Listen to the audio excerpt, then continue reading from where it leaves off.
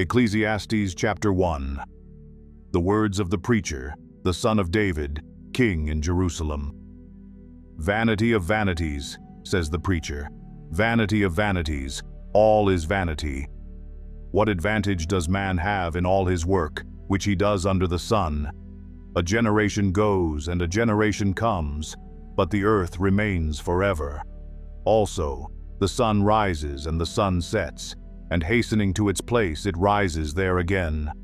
Blowing toward the south, then turning toward the north, the wind continues swirling along, and on its circular courses the wind returns. All the rivers flow into the sea, yet the sea is not full. To the place where the rivers flow, there they flow again. All things are wearisome. Man is not able to tell it. The eye is not satisfied with seeing, nor is the ear filled with hearing. That which has been is that which will be, and that which has been done is that which will be done.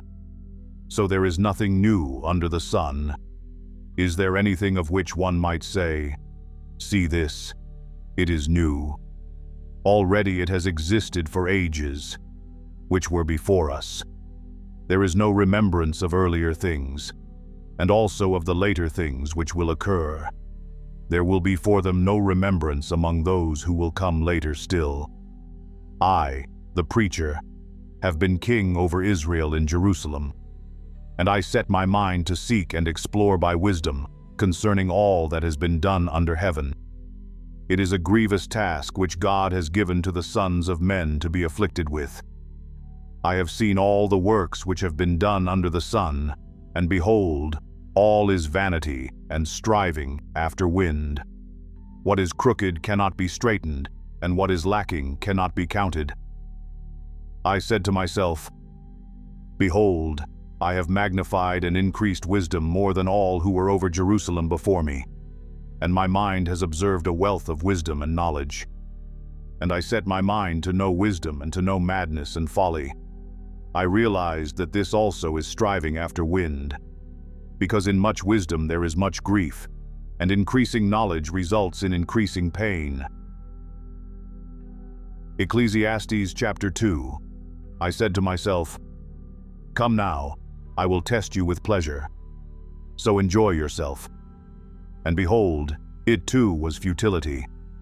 I said of laughter, "It is madness," and of pleasure, "What does it accomplish?"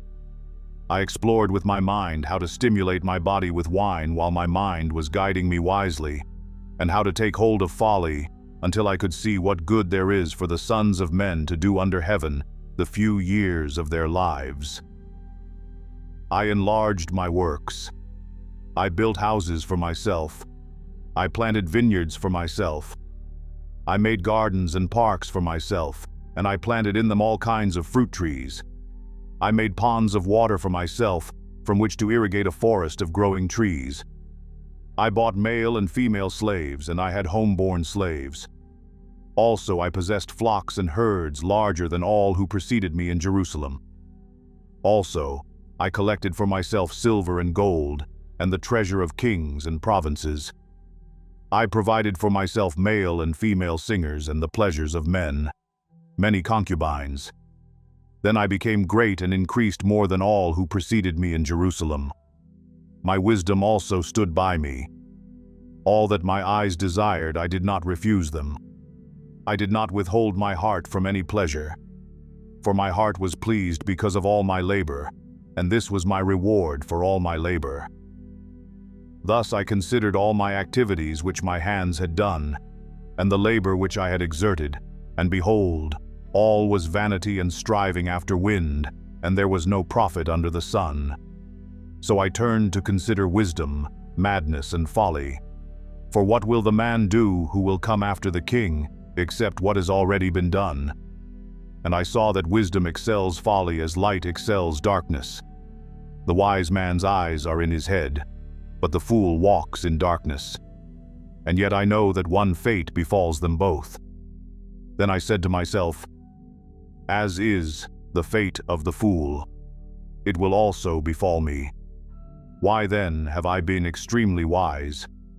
So I said to myself, "This too is vanity." For there is no lasting remembrance of the wise man as with the fool, inasmuch as in the coming days all will be forgotten, and how the wise man and the fool alike die. So I hated life, for the work which had been done under the sun was grievous to me, because everything is futility and striving after wind. Thus I hated all the fruit of my labor for which I had labored under the sun, for I must leave it to the man who will come after me. And who knows whether he will be a wise man or a fool? Yet he will have control over all the fruit of my labor for which I have labored by acting wisely under the sun. This too is vanity. Therefore I completely despaired of all the fruit of my labor for which I had labored under the sun. When there is a man who has labored with wisdom, knowledge, and skill, then he gives his legacy to one who has not labored with them. This too is vanity and a great evil. For what does a man get in all his labor and in his striving with which he labors under the sun? Because all his days his task is painful and grievous, even at night his mind does not rest. This too is vanity. There is nothing better for a man than to eat and drink and tell himself that his labor is good. This also I have seen that it is from the hand of God. For who can eat, and who can have enjoyment without him? For to a person who is good in his sight, he has given wisdom, and knowledge, and joy, while to the sinner he has given the task of gathering and collecting so that he may give to one who is good in God's sight. This too is vanity and striving after wind. Ecclesiastes chapter 3. There is an appointed time for everything, and there is a time for every event under heaven, a time to give birth and a time to die, a time to plant and a time to uproot what is planted, a time to kill and a time to heal, a time to tear down and a time to build up, a time to weep and a time to laugh, a time to mourn and a time to dance, a time to throw stones and a time to gather stones, a time to embrace and a time to shun embracing, a time to search and a time to give up as lost, a time to keep and a time to throw away, a time to tear apart and a time to sew together, a time to be silent and a time to speak, a time to love and a time to hate, a time for war and a time for peace. What profit is there to the worker from that in which he toils? I have seen the task which God has given the sons of men with which to occupy themselves. He has made everything appropriate in its time. He has also set eternity in their heart, yet so that man will not find out the work which God has done from the beginning, even to the end. I know that there is nothing better for them than to rejoice and to do good in one's lifetime. Moreover, that every man who eats and drinks sees good in all his labor. It is the gift of God. I know that everything God does will remain forever. There is nothing to add to it, and there is nothing to take from it. For God has so worked that men should fear him. That which is, has been already, and that which will be has already been. For God seeks what has passed by. Furthermore, I have seen under the sun that in the place of justice there is wickedness, and in the place of righteousness there is wickedness. I said to myself, God will judge both the righteous man and the wicked man. For a time for every matter and for every deed is there. I said to myself concerning the sons of men, God has surely tested them in order for them to see that they are but beasts. For the fate of the sons of men and the fate of beasts is the same. As one dies, so dies the other. Indeed, they all have the same breath, and there is no advantage for man over beast, for all is vanity. All go to the same place, all came from the dust, and all return to the dust. Who knows that the breath of man ascends upward, and the breath of the beast descends downward to the earth? I have seen that nothing is better than that man should be happy in his activities, for that is his lot. For who will bring him to see what will occur after him? Ecclesiastes chapter 4. Then I looked again at all the acts of oppression which were being done under the sun. And behold, I saw the tears of the oppressed, and that they had no one to comfort them. And on the side of their oppressors was power, but they had no one to comfort them. So I congratulated the dead, who are already dead, more than the living, who are still living. But better off than both of them is the one who has never existed, who has never seen the evil activity that is done under the sun. I have seen that every labor and every skill which is done is the result of rivalry between a man and his neighbor. This too is vanity and striving after wind. The fool folds his hands and consumes his own flesh. One hand full of rest is better than 2 fists full of labor and striving after wind. Then I looked again at vanity under the sun. There was a certain man without a dependent, having neither a son nor a brother, yet there was no end to all his labor. Indeed, his eyes were not satisfied with riches, and he never asked, "And for whom am I laboring and depriving myself of pleasure?" This too is vanity, and it is a grievous task. 2 are better than 1 because they have a good return for their labor. For if either of them falls, the one will lift up his companion. But woe to the one who falls when there is not another to lift him up. Furthermore, if 2 lie down together, they keep warm. But how can one be warm alone? And if one can overpower him who is alone, 2 can resist him. A cord of 3 strands is not quickly torn apart. A poor yet wise lad is better than an old and foolish king who no longer knows how to receive instruction. For he has come out of prison to become king, even though he was born poor in his kingdom. I have seen all the living under the sun throng to the side of the second lad who replaces him.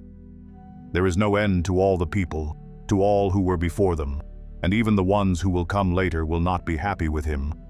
For this too is vanity and striving after wind. Ecclesiastes chapter 5. Guard your steps as you go to the house of God, and draw near to listen, rather than to offer the sacrifice of fools, for they do not know they are doing evil. Do not be hasty in word or impulsive in thought to bring up a matter in the presence of God. For God is in heaven and you are on the earth. Therefore let your words be few. For the dream comes through much effort, and the voice of a fool through many words. When you make a vow to God, do not be late in paying it, for he takes no delight in fools. Pay what you vow. It is better that you should not vow than that you should vow and not pay. Do not let your speech cause you to sin, and do not say in the presence of the messenger of God that it was a mistake. Why should God be angry on account of your voice and destroy the work of your hands? For in many dreams and in many words there is emptiness. Rather, fear God. If you see oppression of the poor and denial of justice and righteousness in the province, do not be shocked at the sight. For one official watches over another official, and there are higher officials over them. After all, a king who cultivates the field is an advantage to the land.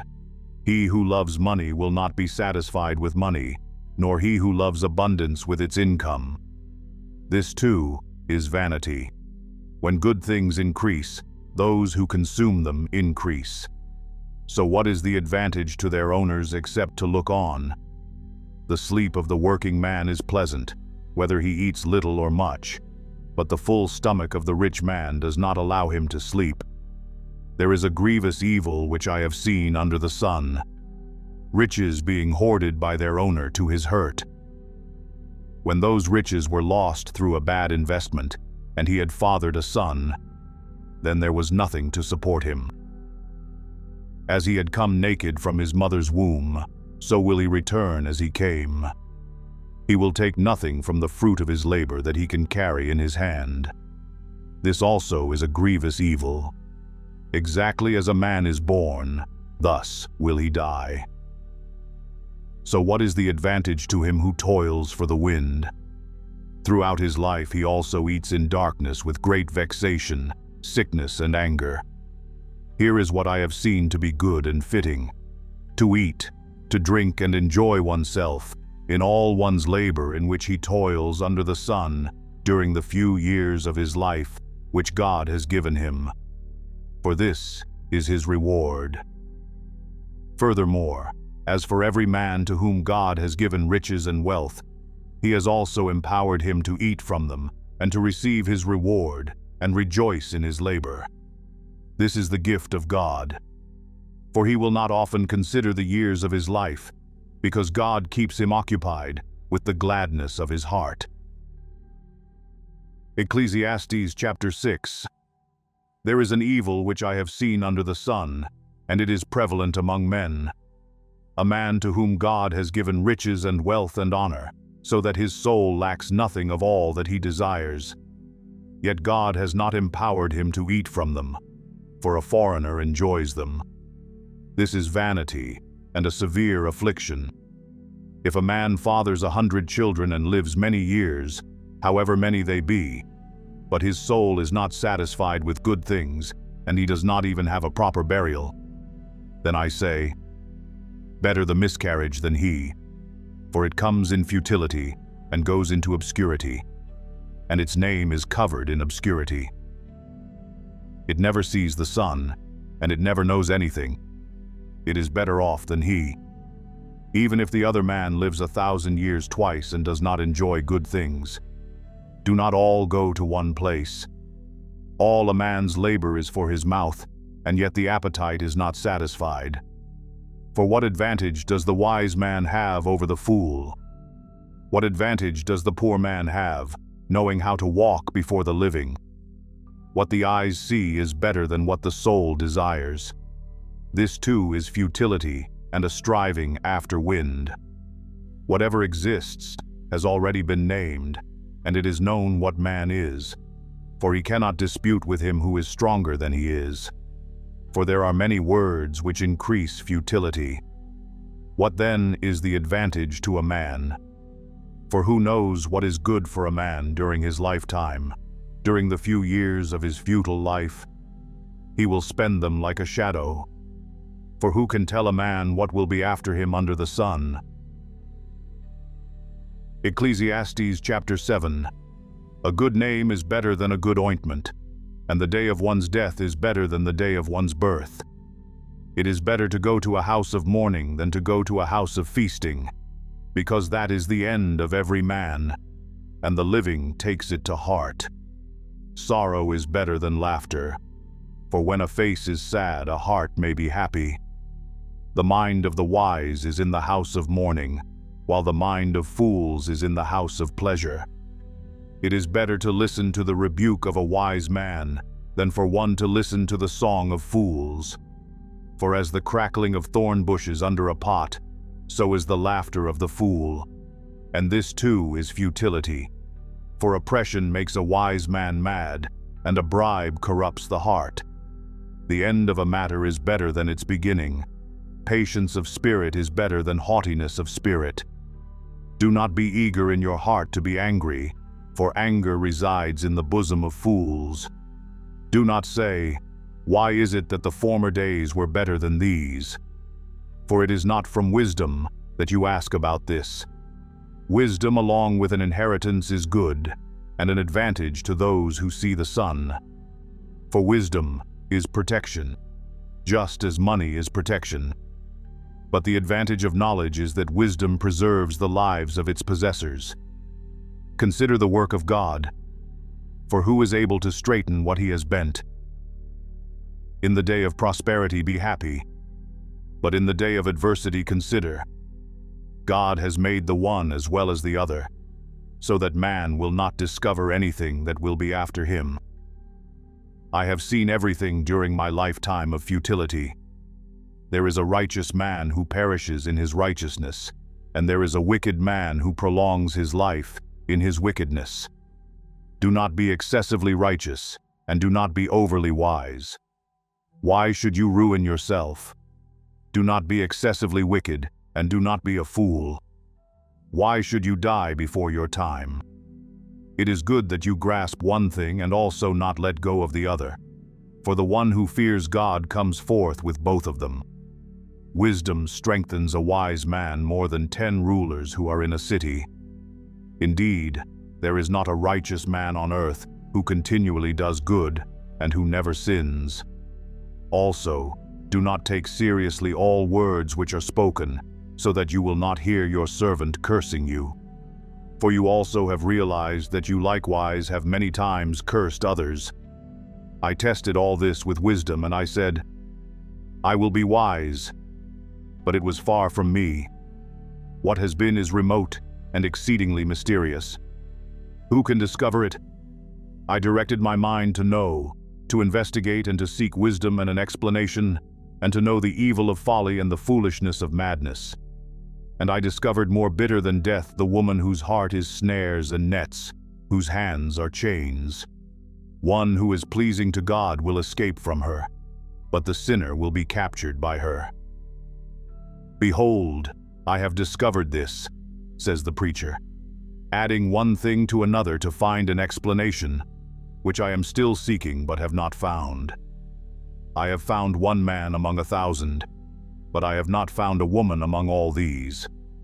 Behold, I have found only this, that God made men upright, but they have sought out many devices. Ecclesiastes chapter 8.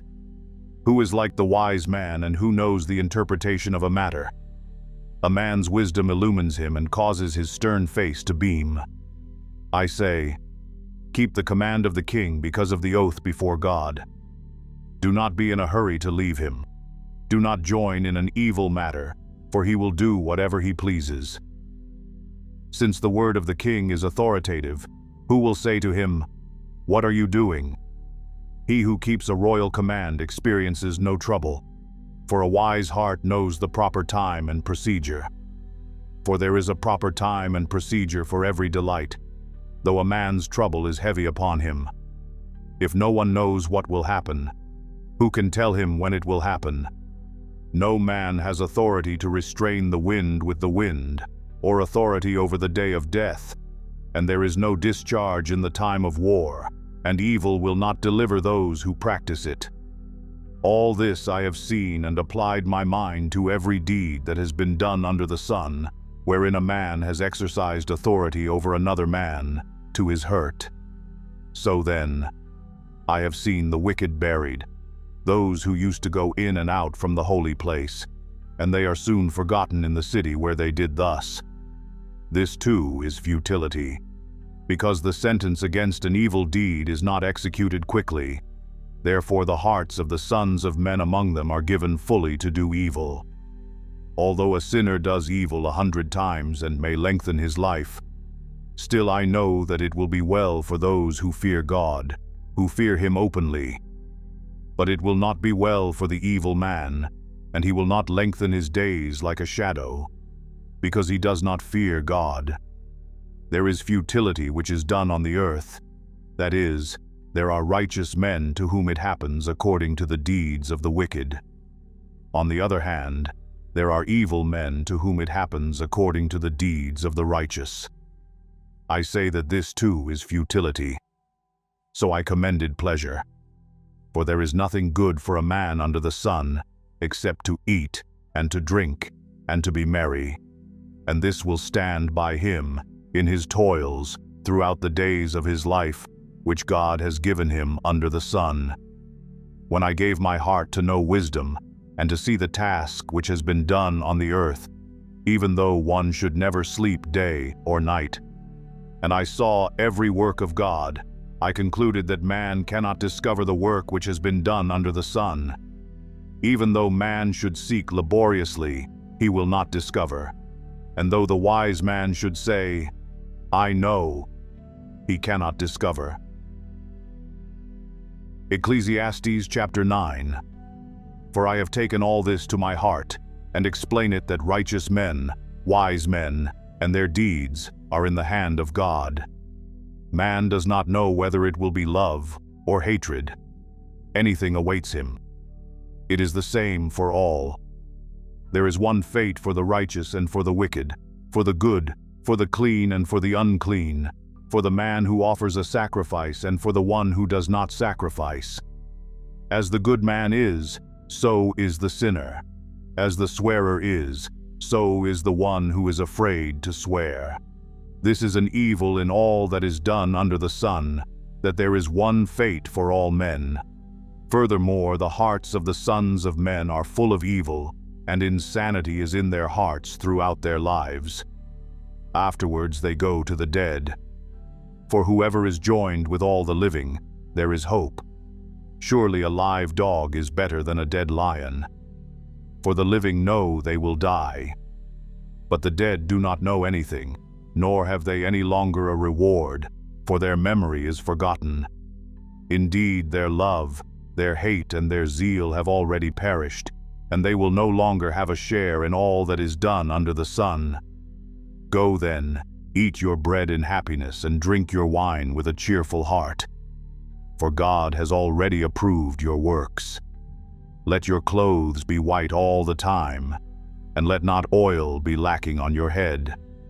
Enjoy life with the woman whom you love all the days of your fleeting life, which he has given to you under the sun.